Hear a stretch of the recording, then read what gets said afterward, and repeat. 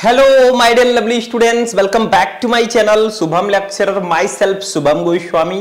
तो स्टूडेंट कैसे हो आप लोग और कैसी चल रही है आप सभी की तैयारी।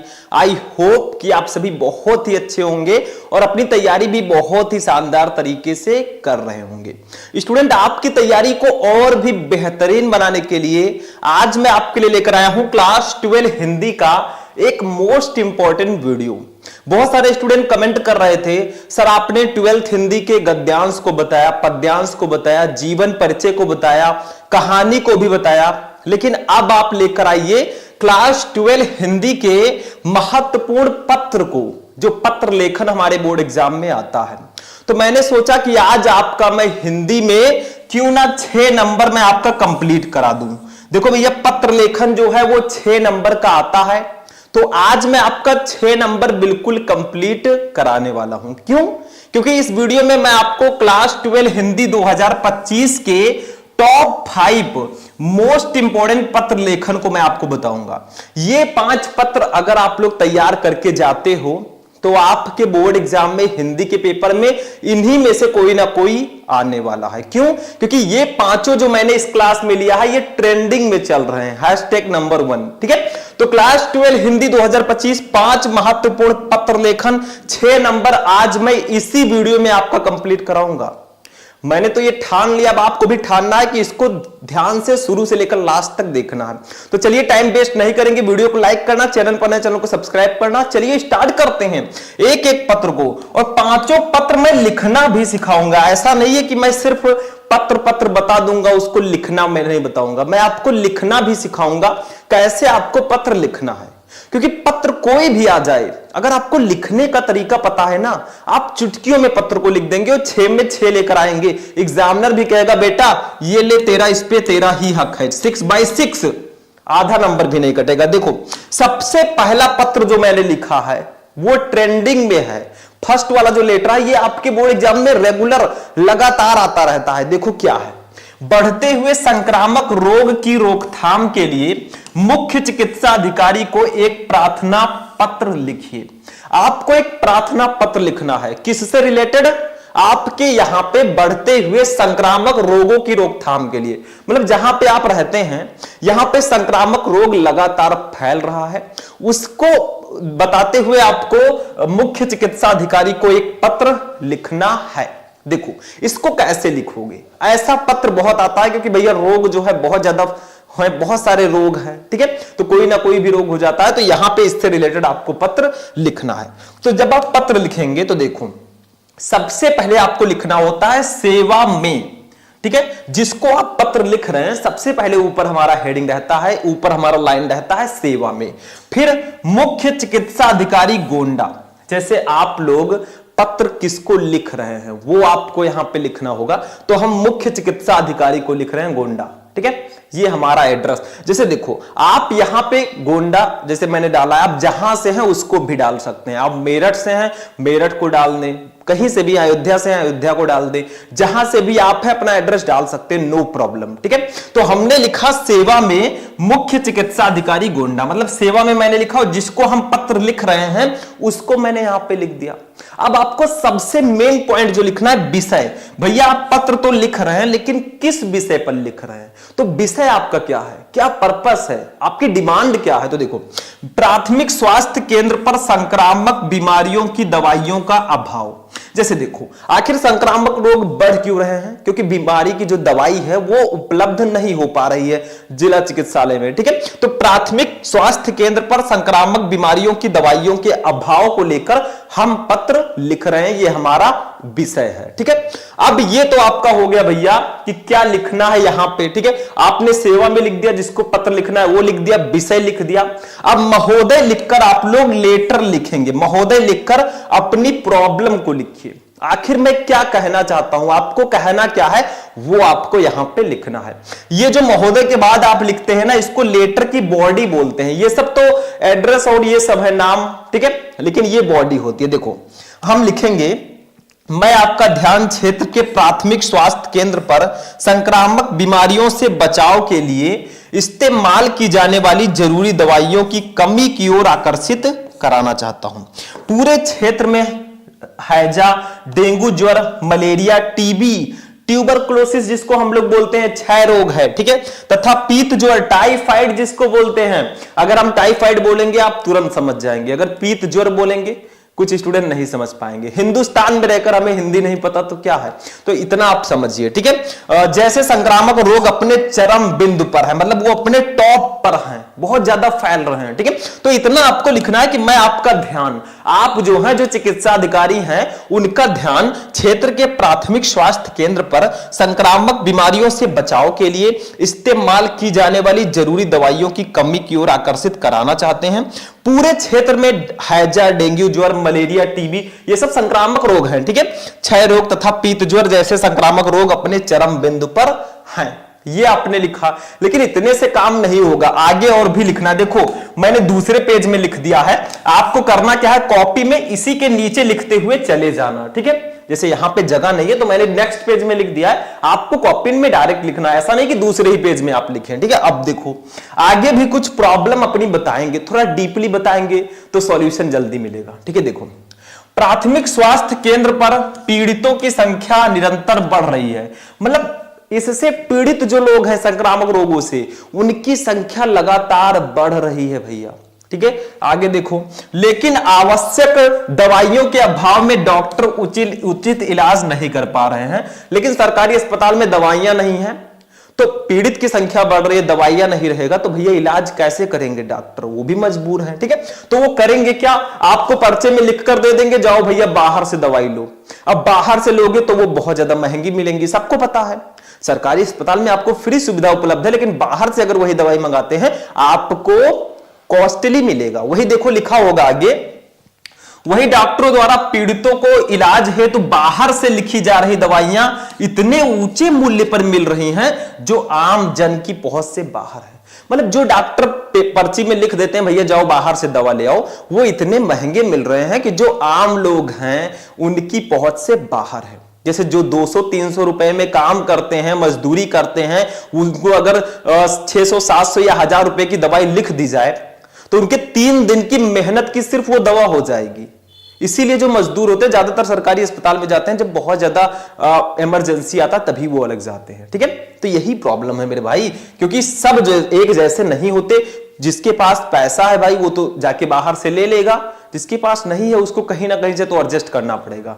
जीना है तो गम पीना है, ठीक है। आगे देखो, इस कारण पीड़ितों की संख्या में कमी नहीं आ पा रही है, ठीक है। तो इतना आपने अपना प्रॉब्लम लिखा। अब थोड़ा सा उनसे रिक्वेस्ट कीजिए, थोड़ा सा अनुरोध कीजिए, ठीक है। क्या अनुरोध करना है, अतः आपसे अनुरोध है कि इस मामले को संज्ञान में लेते हुए यथाशीघ्र समुचित दवाइयों को उपलब्ध कराने का कष्ट करें ताकि पीड़ितों को जरूरी इलाज समय पर मिल सके और समय रहते स्वास्थ्य का वो लाभ उठा सकें। बस इतना सा आपको अनुरोध करना है कि प्लीज चिकित्सा अधिकारी जी आप जो है इस मामले को संज्ञान में लीजिए, सीरियसली लीजिए और जल्दी ही समुचित दवाइयां उपलब्ध कराइए ताकि पीड़ितों को जरूरी इलाज मिल सके और समय रहते वो स्वास्थ्य का लाभ उठा सके।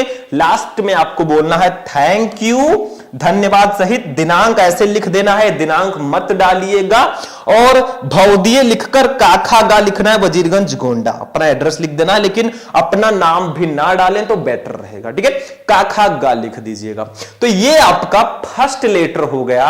ये लेटर कौन सा था ध्यान दीजिएगा, फर्स्ट लेटर। बढ़ते हुए संक्रामक रोग की रोकथाम के लिए मुख्य चिकित्सा अधिकारी को एक पत्र लिखना था। हमने पहले सेवा में जिसको लिखना है उसको लिखा, फिर विषय, फिर महोदय लिखकर अपनी प्रॉब्लम को लिखा। लास्ट में हमने थोड़ा सा उनसे अनुरोध किया, ठीक है, अनुरोध कर दिया और धन्यवाद लिखकर काखागा लिख दिया महोदय, बस हो गया काम, ठीक है। तो ऐसे आपको लेटर लिखना होता है, पत्र हिंदी में लिखना होता है। लेकिन अभी तो ट्रेलर है मेरे भाई, पिक्चर अभी बाकी है। फर्स्ट पत्र तो हमने देख लिया, अब आगे जो पत्र है, ठीक है, प्रेम पत्र, उसको भी देखेंगे। देखो प्रेम पत्र नहीं है, मतलब आगे का पत्र भी हम देखते हैं। तो ये आप लोग नोट कर लिए होंगे, इसको मैं हटा रहा हूं और दूसरे पे चल रहा हूं। हम 5 पत्र देखेंगे, आज ही पत्र का खात्मा कर देंगे। फिर मत कहना सर जी मुझे पत्र लेखन नहीं बताया आपने। 5 के 5 बहुत इंपॉर्टेंट है, इनको जरूर से पढ़ लेना। पढ़ना क्या है, लिखने का तरीका समझ लो, इसमें कुछ पढ़ना नहीं होता है, लिखने का तरीका समझो, आराम से आप पत्र लिख दोगे, बिल्कुल इजीली। चलिए नेक्स्ट पत्र देखते हैं, दूसरा पत्र क्या है। अब देखिए स्टूडेंट, हमारा जो दूसरा पत्र है ये शिकायती पत्र है, जिसको इंग्लिश में क्या बोलते हैं, कंप्लेंट लेटर। जैसे फर्स्ट वाला जो पत्र था वो प्रार्थना पत्र था, ये शिकायती पत्र है, आपको कंप्लेन करना है। देखो क्या है, पेयजल अधिकारी को पत्र लिखिए, जो पेयजल अधिकारी होते हैं, जल विभाग कार्य वाले जो होते हैं, जिसमें अनिवार्य रूप से जल प्राप्त होने की शिकायत की गई हो। मतलब आपको पेयजल अधिकारी को पत्र लिखना है जिसमें अनिवार्य रूप से जल प्राप्त होने की शिकायत की गई हो, मतलब पानी से रिलेटेड कुछ प्रॉब्लम है, उसको लेकर हमें कंप्लेंट लेटर लिखना है। ठीक है, कैसे लिखेंगे, मतलब पेयजल अधिकारी को हमें लिखना है, ये शिकायती पत्र है। तो देखो कैसे लिखेंगे, जैसे सेवा में मैंने लिख दिया, वो तो लिखना ही है। श्रीमान निदेशक मैंने लिख दिया, गोंडा जल बोर्ड गोंडा। ठीक है, अगर आप मेरठ से हैं तो मेरठ जल बोर्ड मेरठ भी लिख सकते हैं। ठीक है, मतलब आप जहां से हैं उसको भी यहां पे लिख सकते हैं, नो प्रॉब्लम। तो हमने पहले लिखा एड्रेस, सेवा में लिखकर श्रीमान निदेशक गोंडा जल बोर्ड गोंडा, मतलब जल बोर्ड वाले जो हैं, वाटर विभाग वाले जो हैं, उनको हमें पत्र लिखना है। ठीक है, तो हमने ऐसे लिख दिया, समझ में आया, वही प्रोसेस है लगभग। फिर विषय आप लोग लिखिए, आपका सब्जेक्ट क्या है, किस लिए आप पत्र लिख रहे हैं, क्या कारण है, विषय क्या है आपका। ठीक है, तो देखो पेयजल अधिकारी को जलापूर्ति हेतु प्रार्थना पत्र, मतलब पेयजल अधिकारी को जल की आपूर्ति के लिए हमें प्रार्थना पत्र लिखना है, पानी की आपूर्ति के लिए। ठीक है, तो ये विषय हो गया, मतलब सेवा में लिखकर आप जिसको पत्र लिख रहे हैं, जहां लिख रहे हैं उसको लिख देना, विषय लिखकर आप लोग अपना विषय लिख देना। फिर महोदय लिखकर अपनी प्रॉब्लम को बताना, महोदय लिखना, फिर अपनी प्रॉब्लम को बता देना, जैसे इंग्लिश में हम लोग लिखते हैं। ठीक है, देखो मैं आपका ध्यान वजीरगंज गोंडा में पेयजल अनियमित जल आपूर्ति की ओर आकर्षित कराना चाहता हूं। इस क्षेत्र में प्रातः केवल 35 मिनट ही नलों में पानी आता है। मतलब देखो ध्यान से, यहां पे हमने जो एड्रेस लिखा है वही मैंने यहां पे भी लिखा है। अगर यहां पे आप ये लिख रहे हैं तो यहां पे मेरठ मत लिखिएगा, दोनों एड्रेस सेम ही रहे। ठीक है, देखो मैं आपका ध्यान वजीरगंज गोंडा में पेयजल की अनियमित जल आपूर्ति की ओर आकर्षित कराना चाहता हूं। इस क्षेत्र में प्रातः केवल 35 मिनट ही नलों में पानी आता है, सिर्फ 35 मिनट ही पानी आता है। ठीक है, फिर आगे देखो हम कुछ और लिखेंगे प्रॉब्लम अपनी। पानी का दबाव बहुत कम होता है, मोटर का प्रयोग करने पर भी ऊपर की मंजिलों में पानी चढ़ नहीं पाता। मतलब जो भी आपकी समस्या है आज बोल दो, आज बोल दो तुम। ठीक है, आगे देखो सायंकाल भी पेयजल की आपूर्ति अनियमित है, मतलब नियमित पानी हमें नहीं मिल रहा है, अनियमित रूप से मिल रहा है, रेगुलर पानी नहीं मिल रहा है। ठीक है, आगे देखो कई बार शाम को 2-2 दिन पानी की आपूर्ति नहीं होती। भैया जल ही जीवन है, जब पानी ही नहीं रहेगा तो हम कैसे जीवित रहेंगे। वायु के बाद जल हमारी सबसे बड़ी आवश्यकता है। ठीक है, तो देखो 2-2 दिन पानी नहीं रहता। पानी की इस अनियमित आपूर्ति से क्षेत्र के नागरिकों में रोष है, मतलब वो क्रोधित हैं, ऐसी जल आपूर्ति को लेकर, ऐसी वाटर सप्लाई को लेकर वो क्रोधित हैं, क्योंकि रेगुलर वाटर सप्लाई नहीं हो रही है। इससे पूर्व भी अनेक बार स्थानीय अधिकारियों को मैं इस समस्या से अवगत करा चुका हूं, परंतु स्थिति में कोई सुधार नहीं आया है। और ऐसा नहीं है कि हमने कंप्लेन नहीं किया है, इससे पहले भी हमने, इससे पूर्व भी अनेक बार स्थानीय अधिकारियों को मैं इस समस्या से अवगत करा चुका हूं, मैं उनको अपनी समस्या बता चुका हूं। ठीक है, परंतु स्थिति में कोई सुधार नहीं हुआ, लेकिन उन्होंने एक्शन नहीं लिया, स्थिति में कोई सुधार अभी तक नहीं हुआ है। ठीक है, अब आपको करना है अनुरोध। देखो आपने अपनी प्रॉब्लम लिख दी, अब अनुरोध करो उनसे, प्रार्थना आप उनसे, अतः आपसे प्रार्थना है कि इस क्षेत्र में पेयजल की समुचित व्यवस्था कराने हेतु उचित कदम उठाने की कृपा करें। मैं और मेरा पूरा क्षेत्र सदैव आपके आभारी रहेंगे। धन्यवाद लिखिएगा, फिर दिनांक लिखिएगा, फिर भौदीय लिखकर काखा गा लिख दीजिएगा, बस ये भी हो गया। लगभग उसी तरह है। तो ये आपका हो गया भैया पत्र, किस चीज पर, पेयजल अधिकारी को पत्र लिखना था जिसमें अनिवार्य रूप से जल आपूर्ति की शिकायत की गई हो तो हमने पहले सेवा में श्रीमान निदेशक गोंडा जल बोर्ड गोंडा, मतलब जल बोर्ड वालों को हम पत्र लिख रहे हैं। विषय हमारा क्या था, पेयजल अधिकारी को जलापूर्ति हेतु प्रार्थना पत्र। फिर महोदय लिखो और अपनी प्रॉब्लम बता दो। मैं आपका ध्यान वजीरगंज गोंडा में पेयजल की अनियमित जल आपूर्ति की ओर आकर्षित कराना चाहता हूं। इस क्षेत्र में प्रातः केवल 35 मिनट ही नलों में पानी आता है। देखो मैं साइड में हो रहा हूं, तब तक आप लोग स्क्रीनशॉट ले लेना, ठीक है। पानी का दबाव बहुत कम होता है, मोटर का प्रयोग करने पर भी ऊपर की मंजिलों में पानी चढ़ नहीं पाता। सायंकाल भी पेयजल की आपूर्ति अनियमित है। कई बार शाम को 2-2 दिन पानी की आपूर्ति नहीं होती। पानी की इस अनियमित आपूर्ति से क्षेत्र के नागरिकों में रोष है। इससे पूर्व भी अनेक बार स्थानीय अधिकारियों को मैं इस समस्या से अवगत करा चुका हूं, परंतु स्थिति में कोई सुधार नहीं हुआ है। देखो इसको थोड़ा चेंज करके भी लिख सकते हो, ऐसा नहीं जो मैंने बताया 2 कॉपी यही लिख दो, थोड़ा बहुत बढ़ा चढ़ा के अच्छे से भी लिख सकते हो। बस आपका स्टार्टिंग और लास्ट में अच्छा होना चाहिए। अतः आपसे प्रार्थना है कि इस क्षेत्र में पेयजल की समुचित व्यवस्था कराने हेतु उचित कदम उठाने की कृपा करें। मैं और मेरा पूरा क्षेत्र सदैव आपके आभारी रहेंगे, धन्यवाद। दिनांक, उसके बाद में भवदीय लिखकर का खा गा लिख दीजिएगा, काम हो गया। इसको भी मैं हटाता हूं, सेकंड वाला हमारा हो चुका है, इसको नोट कर सकते हैं आप लोग। स्क्रीनशॉट तुरंत ले लिया कीजिए जैसे मैं साइड में होता हूं। तो अब हम चलते हैं अपने तीसरे पत्र पर, ठीक है। हम 5 देखेंगे, अभी 2 हुआ है, ठीक। ध्यान से समझना, क्योंकि आज से हम पत्र का बिल्कुल से समाप्ति कर देंगे, फिर देखना ही नहीं है कुछ। चलिए आगे बढ़ते हैं, तीसरा पत्र देखते हैं। अब देखिए मेरे प्यारे प्यारे स्टूडेंट्स, हमारा जो तीसरा पत्र है ये आवेदन पत्र है। आपको आवेदन करना है। देखो क्या है, किसी बैंक के प्रबंधक को कोई व्यवसाय करने हेतु ऋण प्राप्त के लिए एक आवेदन पत्र लिखिए। मतलब किसी बैंक मैनेजर को आपको कर्जा लेने के लिए, ऋण का मतलब होता है कर्जा, ठीक है। तो कर्ज लेने के लिए, किसी बिजनेस के लिए, किसी व्यवसाय के लिए कर्ज लेने के लिए आपको आवेदन पत्र लिखना है कि सर हमें थोड़े पैसे कर्जे दे दीजिए, हम आपको बाद में दे देंगे, और इसीलिए हमें कोई बिजनेस करना है, क्योंकि मैंने पढ़ाई तो पूरी कर ली है लेकिन नौकरी नहीं मिल रही है भाई, ठीक है। देखिए नौकरी की बहुत शॉर्टेज है, रोजगार की बहुत शॉर्टेज है, बेरोजगार लोग बहुत हैं, ठीक है। तो वो सोच रहा है कि कुछ व्यवसाय किया जाए, पढ़ा लिखा लड़का है, अभी देखना, ठीक है। तो किसी बैंक के प्रबंधक को कोई व्यवसाय करने हेतु ऋण आवेदन, ऋण प्राप्ति के लिए एक आवेदन पत्र लिखो। बहुत इंपॉर्टेंट पत्र है ये, ध्यान रखना, क्योंकि ऋण प्राप्ति के लिए पत्र काफी ज्यादा आता है, ठीक है, क्योंकि आज कर्जे वाले बहुत हैं। देखो सबसे पहले सेवा में लिखना, फिर प्रबंधक लिखना, ठीक है। देखो सेवा में हमने लिखा, फिर जिसको हम पत्र लिख रहे हैं प्रबंधक को, किस बैंक के प्रबंधक को पत्र लिख रहे हैं उसको लिखेंगे। Punjab National bank, PNB, Punjab National bank, ठीक है। इतना समझ में आया। कहां है वो, कौन से एरिया में है ये बैंक, कहां है, सिविल लाइंस फैजाबाद। जैसे मान लीजिए आप फैजाबाद से हैं तो सिविल लाइंस फैजाबाद में ये बैंक है, और उस बैंक के जो मैनेजर है उनके लिए मैं पत्र लिख रहा हूं, उनसे हमें ऋण लेना है। तो सेवा में प्रबंधक Punjab National Bank, Civil Lines Faizabad, ठीक है।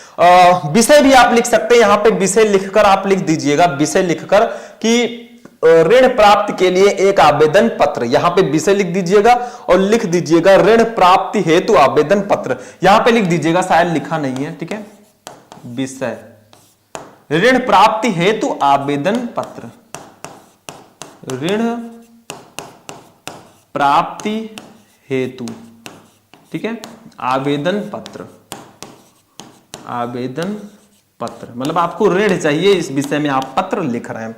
फिर महोदय लिखना, और महोदय लिखकर अपनी समस्या को बताना, आपने क्या किया, कैसे किया, उसको बताना, क्या करना है आपको। देखो महोदय सविनय निवेदन है कि वर्ष 2000 में, 2024, 23, 22 किस में, उसको नहीं लिखना है, 20 फिर डॉट डॉट लिख देना है, ठीक है। 2024 में या 2000 में अवध विश्वविद्यालय से बीए की परीक्षा प्रथम श्रेणी में उत्तीर्ण करने के बाद से अब तक मुझे कहीं कोई रोजगार प्राप्त नहीं हो सका है। देखो भैया ये जो कर्जा लेने का प्रयास कर रहे हैं भाई साहब, इन्होंने वर्ष 2000 कुछ भी ले लीजिए, 15, 16, 17, उसमें इन्होंने अवध विश्वविद्यालय से उन्होंने बीए की परीक्षा फर्स्ट डिवीजन पास की है, फिर भी इनको कहीं भी रोजगार नहीं मिल रहा है, ठीक है। और आप सोच रहे हैं कि हम इंटर करके रोजगार ले लेंगे, ऐसा नहीं है, मेहनत करना पड़ेगा। तो महोदय सविनय निवेदन है कि वर्ष 2000 डॉट डॉट में अवध विश्वविद्यालय से बीए की परीक्षा प्रथम श्रेणी में उत्तीर्ण करने के बाद से अब तक मुझे कोई रोजगार प्राप्त नहीं हो सका है। इसको आप नोट करना चाहे नोट कर लीजिएगा, विषय ऐसे लिख दीजिएगा। ठीक है, आगे बढ़ते हैं। नेक्स्ट थोड़ा और है, मुझे ज्ञात हुआ कि विभिन्न सरकारी ऋण योजनाओं के अंतर्गत आपका बैंक भी बेरोजगार युवकों को 50,000 रुपए तक की ऋण सुविधा प्रदान कर रहा है। मतलब क्या कह रहा है लड़का कि मुझे ऐसा पता लगा, सूत्रों के हवाले से ऐसा पता लगा है कि विभिन्न सरकारी ऋण योजनाओं के अंतर्गत आपका बैंक भी जो बेरोजगार युवक हैं, जिनके पास डिग्री भी है लेकिन उनको नौकरी नहीं मिल रही है, उन बेरोजगार युवकों को 50,000 रुपए तक की ऋण सुविधा प्रदान कर रहे हैं आप, ऐसा मुझे पता लगा है। ठीक है, फिर ये जो लाइन है इसको नीचे से लिखना, अतः इस संदर्भ में आवश्यक प्रपत्र आदि भरवा कर मुझे भी उक्त राशि का ऋण प्रदान करने की कृपा करें। मतलब जो भी आपको कागज पत्र चाहिए हमसे ले लीजिए और हमें 50,000 की जो ऋण आप दे रहे हैं वो हमें भी दे दीजिए, क्योंकि हमें कोई बिजनेस करना है। ठीक है, तो इतना आपको यहां पे लिखना है। फिर धन्यवाद लिख देना। दिनांक, जैसे आपका एग्जाम मान लीजिए 10 मार्च को है तो आप 10 मार्च लिख दीजिएगा, 2000 फिर डॉट डॉट लिखिएगा, 2025 मत लिखिएगा। ठीक है, तो 22 फरवरी 23 फरवरी को हो तो आप उसको लिख सकते हैं। ठीक है, लेकिन आप पूरा डेट मत डालिएगा। प्रार्थी कौन है? आप प्रार्थना जो आप कर रहे हैं काखागा अयोध्या फैजाबाद। ठीक है, तो ऐसे आपको लिखना है। मतलब जो आवेदन पत्र है, पहले आपको किसी बैंक के प्रबंधक को व्यवसाय करने के लिए आपको आवेदन पत्र लिखना था, तो हमने सेवा में किसको लिख रहे हैं? प्रबंधक को। किस प्रबंधक को? पंजाब नेशनल बैंक के, सिविल लाइंस फैजाबाद। विषय ऋण प्राप्ति हेतु आवेदन पत्र। महोदय लिखकर सविनय निवेदन है कि वर्ष 2000 में अवध विश्वविद्यालय से बीए की परीक्षा प्रथम श्रेणी में उत्तीर्ण करने के बाद से अब तक मुझे कहीं भी रोजगार प्राप्त नहीं हुआ है। ठीक है, और मुझे ऐसा ज्ञात हुआ है कि विभिन्न सरकारी ऋण योजनाओं के अंतर्गत आपका बैंक भी बेरोजगार युवकों को 50,000 रुपए तक की ऋण सुविधा प्रदान कर रहा है। अतः इस संदर्भ में आवश्यक प्रपत्र आदि भरवाकर मुझे भी उक्त राशि का ऋण प्रदान करने की कृपा करें। धन्यवाद लिख देना, दिनांक डाल देना थोड़ा सा जैसा मैंने बताया, फिर प्रार्थी लिखकर काखागा अपना एड्रेस, बस हो गया। ऐसे आपको ये पत्र लिखना है।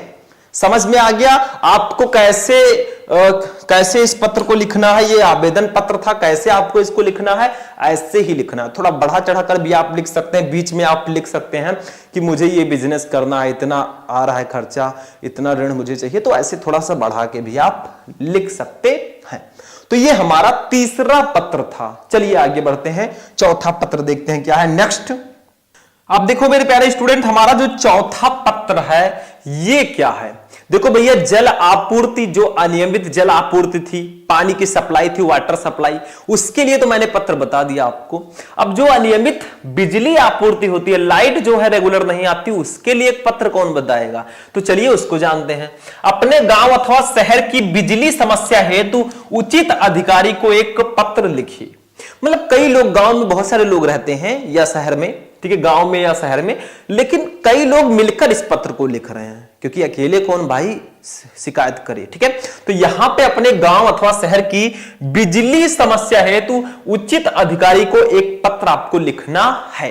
ठीक, मतलब बिजली की समस्या है, बिजली रेगुलर नहीं रहती है, आती जाती रहती है, बहुत ज्यादा कटौती होती है, उससे रिलेटेड आपको एक पत्र लिखना है बिजली के अधिकारी को। तो देखो, सेवा में लिखेंगे बिजली विभाग मेरठ। अब मान लीजिए आप लोग मेरठ से हैं, ठीक है, जैसे हम गोंडा से थे तो हमने पहले गोंडा लिख दिया, आप जहां से हैं वहां लिख सकते हैं। मैंने 2-3 एड्रेस लिख दिया है। ठीक है, आप किसी और जिले से हैं तो उसको भी आप लिख सकते हैं, नो प्रॉब्लम। तो सेवा में बिजली विभाग मेरठ, आप किसको लिख रहे हैं? बिजली की आप शिकायत किससे करेंगे? बिजली विभाग वालों से। ठीक है, तो देखो, सेवा में बिजली विभाग मेरठ। विषय क्या है भाई मेरे? विषय है बिजली की अनियमित आपूर्ति, मतलब इरेगुलर सप्लाई ऑफ इलेक्ट्रिसिटी, बिजली की अनियमित आपूर्ति से रिलेटेड हम पत्र लिख रहे हैं, क्योंकि हमारे यहां बिजली रेगुलर नहीं रहती। बिजली का मतलब लाइट। ठीक है, अब देखो, मान्यवर लिख दे या महोदय लिख दे, दोनों चलेगा, कोई दिक्कत नहीं है, दौड़ेगा भी। ठीक है, देखो ध्यान से समझना, बहुत सारे स्टूडेंट क्या क्या करते हैं कि वीडियो को खूब अच्छे से नहीं देखते हैं, ना उसको ध्यान से समझते हैं, क्योंकि ऐसी ऐसी क्लासेस आपको बार बार नहीं मिलती हैं, ठीक है, ऐसे मौके नहीं छोड़े जाते। तो मान्यवर लिखेंगे और अपनी प्रॉब्लम लिखेंगे, क्योंकि हम कई लोग मिलकर अपने गांव के लिए हम बिजली की प्रॉब्लम के से रिलेटेड पत्र लिख रहे हैं, कई लोग हैं। तो देखो, हम जैन नगर कॉलोनी के निवासी, आपका ध्यान, मतलब निवासी का मतलब जैन नगर कॉलोनी के कई निवासी हैं, ठीक है, आपका ध्यान बिजली समस्या की ओर आकर्षित कराना चाहते हैं। पानी तथा अन्य कार्यों के लिए बिजली की सर्वाधिक आवश्यकता ग्रीष्म काल में ही होती है और हम सब अप्रैल के प्रारंभ से ही अनुभव कर रहे हैं कि भरपूर गर्मी प्रारंभ होने से पूर्व ही बिजली की आपूर्ति कम हो गई है।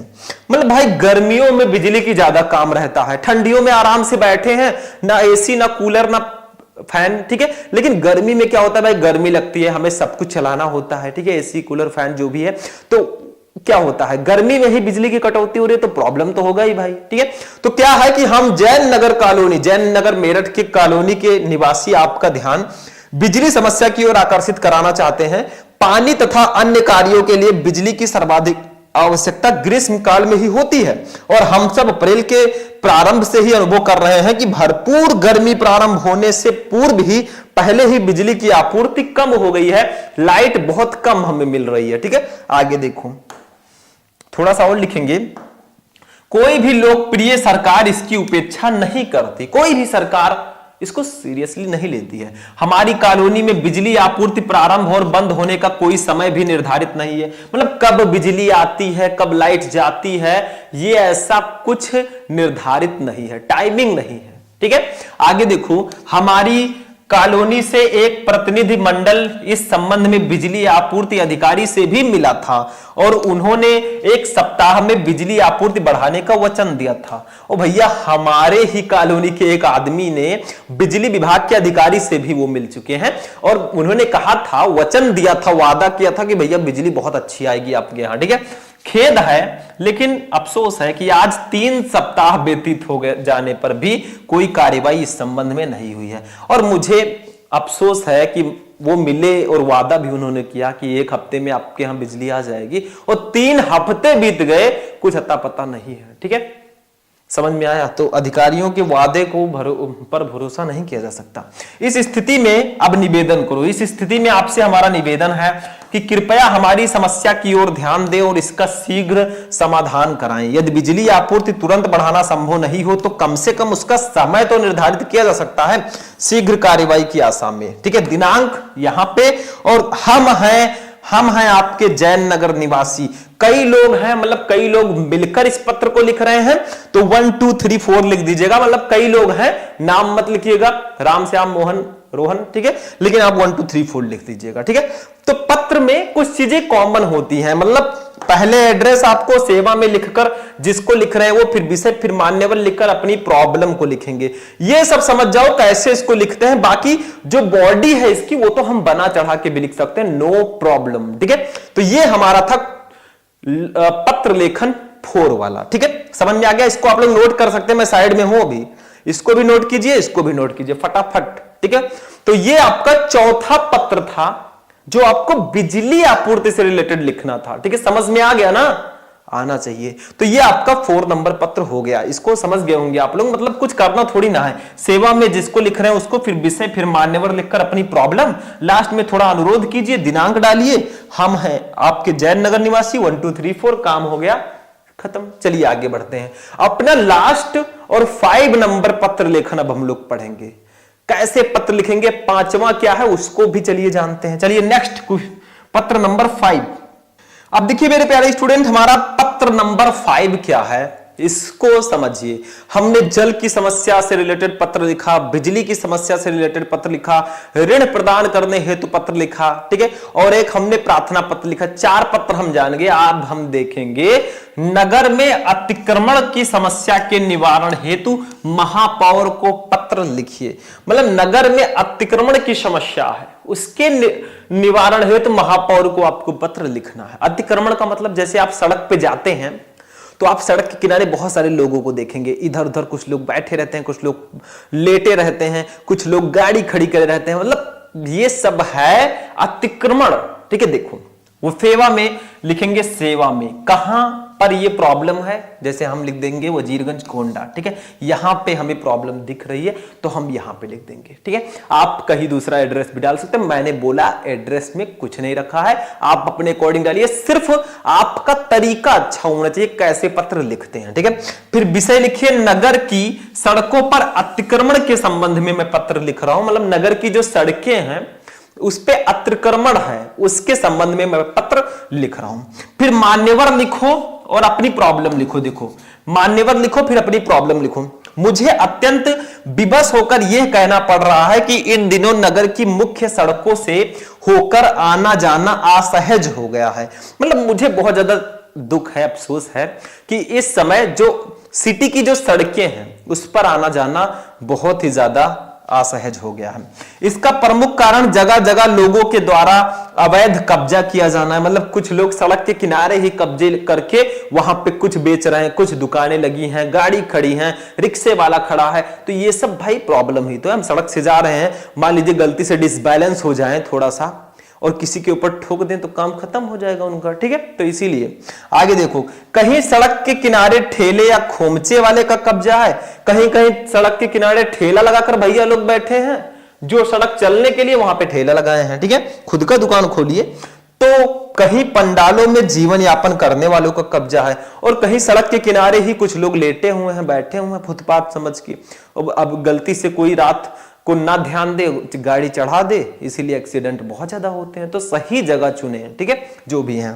तो ये हो गया, ठीक है। आगे देखो, कहीं ई रिक्शा या टेम्पो वाले सवारियों के इंतजार में जगह घेरे खड़े रहते हैं और आपने देखा होगा सड़कों पर कि किनारे गाड़ी लगाए, ओ अयोध्या, फैजाबाद, गोंडा, कर्नैलगंज, ठीक है, ऐसे ऐसे बोलते रहते हैं, चलो कौन चलेगा, ठीक है। तो ऐसे वहां पे टेम्पो वाले और रिक्शा वाले खड़े हैं। तो बाजार में बिक्री के सामान की कतारें सड़क तक बढ़ जाती हैं, ठीक है। ज्यादातर दुकानदारों ने सड़क के किनारे वाले को पाट कर दुकान को विस्तार दे दिया है। कुछ लोग सड़क के किनारे ही पाट कर अपने दुकान को बढ़ा लिए हैं।